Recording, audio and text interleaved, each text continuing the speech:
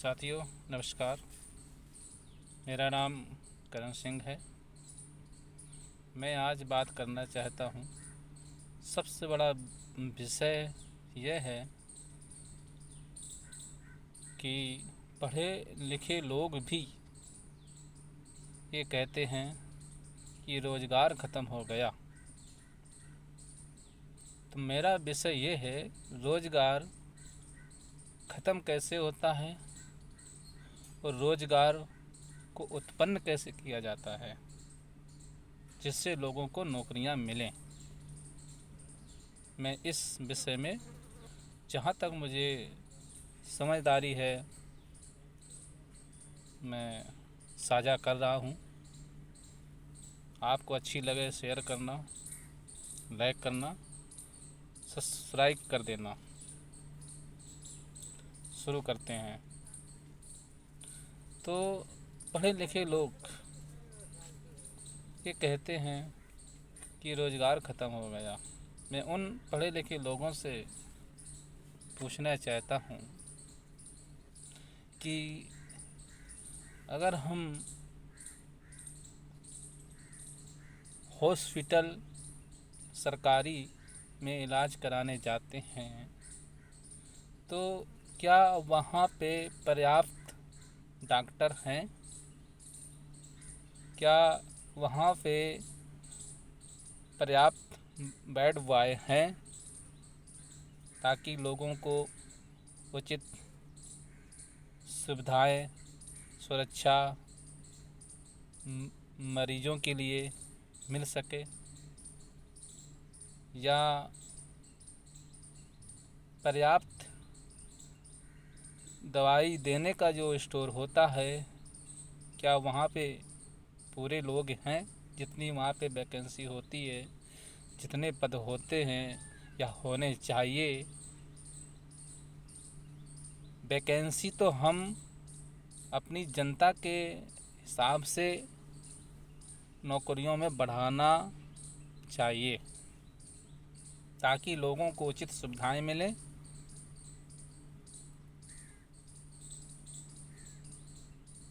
इसलिए सरकार ने रोज़गार ख़त्म करने का प्लान बनाया।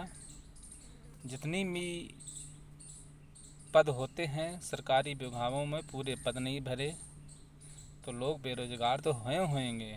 मैं गारंटी से कहता हूँ, जितने भी हॉस्पिटल, स्कूल, जितने भी विभाग हैं, बिजली विभाग, सारे विभागों में जितने पद थे, अगर वो पद पूरे भर दिए जाएं, आधी बेरोजगारी ख़त्म हो जाएगी। ये मैं गारंटी से कह सकता हूँ। सरकार ने जानबूझकर बेरोजगार करने का प्लान बनाया है, उन वैकेंसी को नहीं भर रही है। मैं एक नई बात साझा करना चाहता हूँ।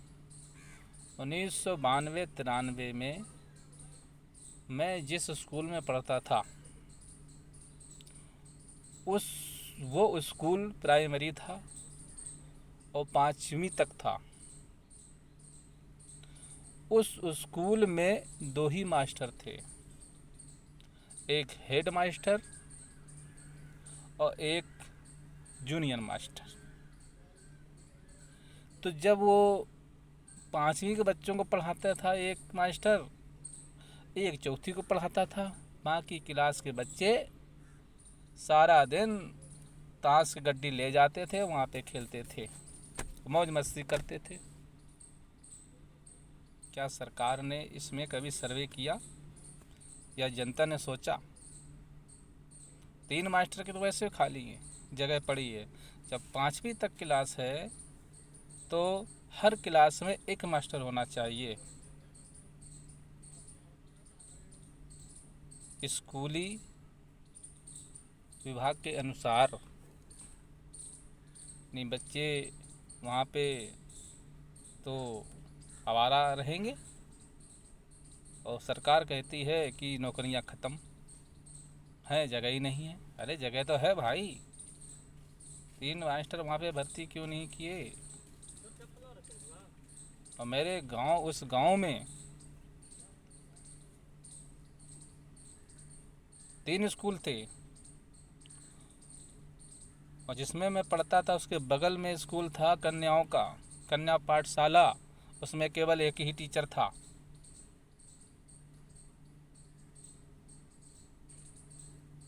ये कहते हैं कि रोजगार ख़त्म हो गया, ख़त्म नहीं, ख़त्म किया गया भाई मेरे। उसमें एक ही टीचर था। अब बताइए रोजगार कैसे ख़त्म होता है, ये समझ लो।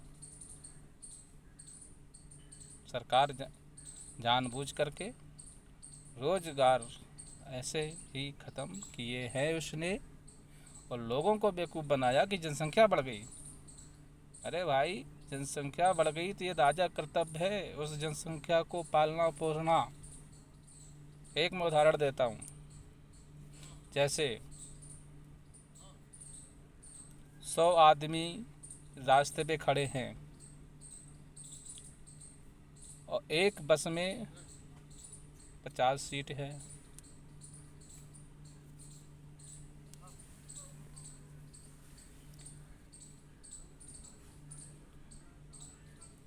तो 50 सीट है तो बस आई, 50 आदमी उसमें बैठ जाएंगे आराम से, 50 रह गए। अब उसके लिए क्या करें?